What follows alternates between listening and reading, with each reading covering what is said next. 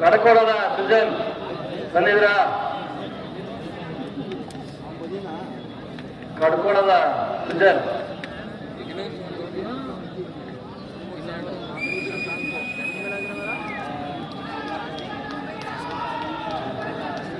ಕಂಚನಹಳ್ಳಿ ಶಿವ ಏನಪ್ಪ? ಬಾರ ಬಾರ. ಮಳವಳ್ಳಿ ಯತೀಶ್ ಸಿದ್ಧರಾಗಿರ್ಬೇಕು. ಮೈಸೂರಿನ ವಾಗೆ ವಾಗೆ